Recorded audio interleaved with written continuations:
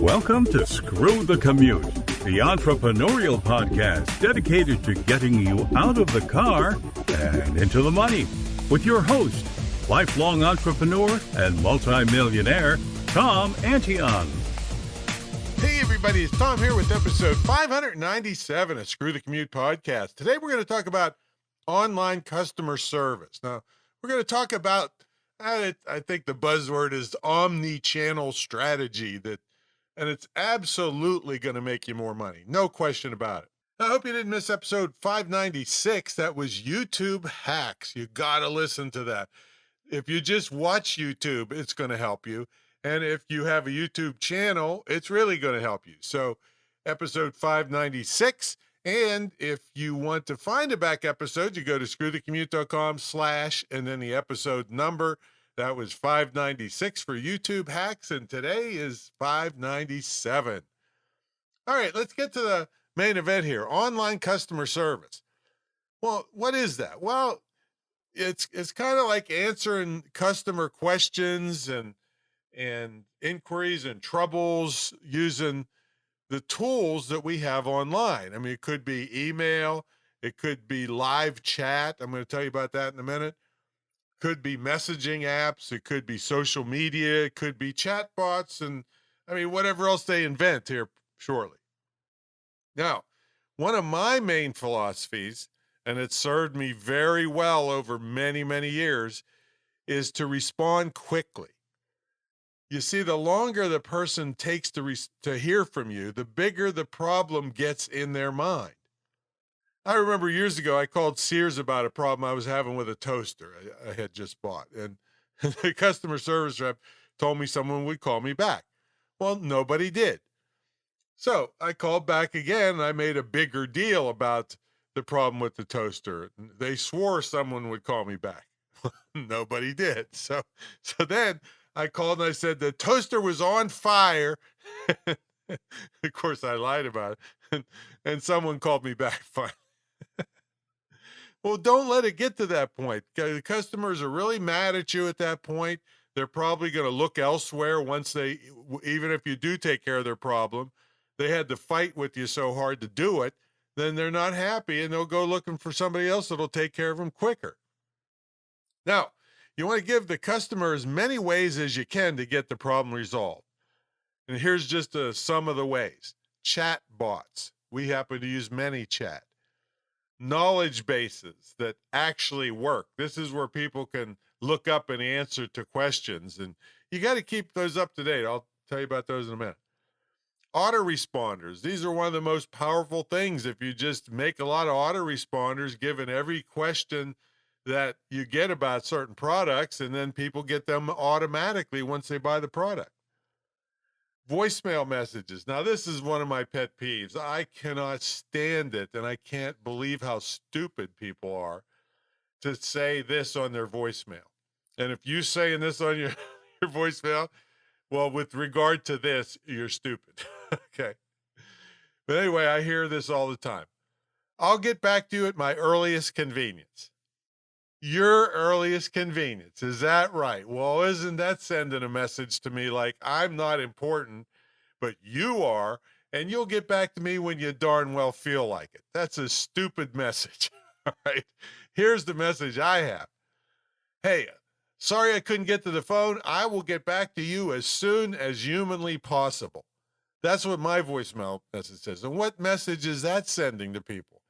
Hey, they're worried about me, not Tom being, just when he can get to it to answer me. So change your voicemail message if you need to.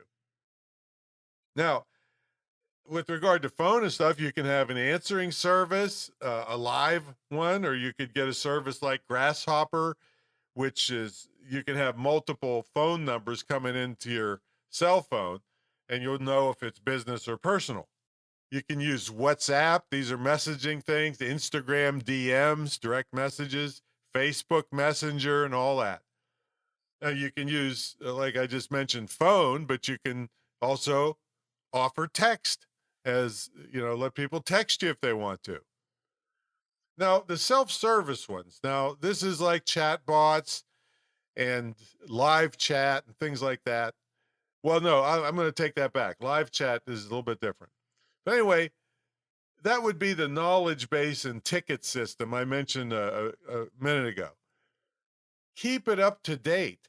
Have people that don't know much about your business to tell them a little bit about it and have them test it out.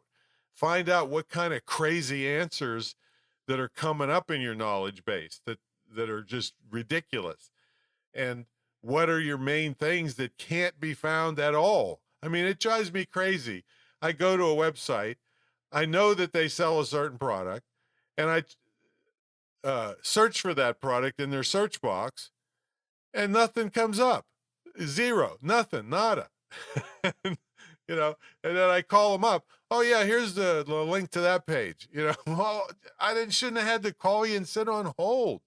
You should test these things to make sure your knowledge base and your search functions actually work for what people are actually searching for. A lot of the search functions, you can see the queries that you're getting. And then you got to make sure that the answers to those main questions are there somewhere and that they do come up when people are searching for them. Now, back to live chat. Live chat can do some amazing things. Even if you're a solopreneur and you sit at your desk working on stuff all day long, that's a perfect thing for live chat. So it's something that you can put on your desktop. And if someone goes to your website and initiates a chat, bam, you're right there, right on it. But one of the things you always got to be careful of and make sure that your live chat service has this feature. And you can just Google live chat services or providers. You got to make sure that if you go to the bathroom or you're not there, that it alerts the person trying to chat with you that it's not going to say you're in the bathroom. Right? You could, I guess. But it just says live chat not available, and then gives them an option to email you or text you or whatever other options you provide. See, but it is awesome if you're just sitting there, somebody's interested, boom, you jump right on it. Now, some people can't handle the interruptions, but I'm crazy good at this kind of stuff. I don't really have that function now because I don't need it so much. I don't get that kind of desperate questions and stuff. So, but we did have it in the past, and it was great. I had someone else sitting there working all day, and they would jump on the chat. It just, we didn't have enough usage to make it worth it, put it that way. But you might. So overall, folks, you want to make it easy to interact with you. You want to give customers and prospects or a choice of channels to reach you. You want to respond as quick as humanly possible, like I said with my voicemail. And another thing, you want empathetic agents. You don't want people that are brash and just not good at customer service. You want people that'll say, I'm sorry, and I'm so sorry that happened, and oh, I know how you feel. Those are all things that make the customer feel better and calm things down or de-escalate. You can't have some brash person that's on there that's like pretty much with their attitude is telling you you're stupid, you couldn't figure out how to use the product, and now I'm a tech guy and I got to waste my time talking to you. That's a lot of the times how it is. So you don't want that. Then you might want to empower your employees to, for a certain level of response that they can give to people that have problems. Because here's another thing that's related to this. If people have to repeat the problem over and over again, oh my God, do I hate that. It happens to me on the darn telephone company all the time. And even with chat things, if you get a chat thing and they type the problem into the chat, and then, the chat thing goes like, okay, give me your name, email, and tell us your problem. Tell me your problem. And so you type it all in, and then it goes to find an agent. And then the agent says, well, hey, what's your problem? Well, I just typed it in, you moron. Jeez. People just hate that. It makes them furious.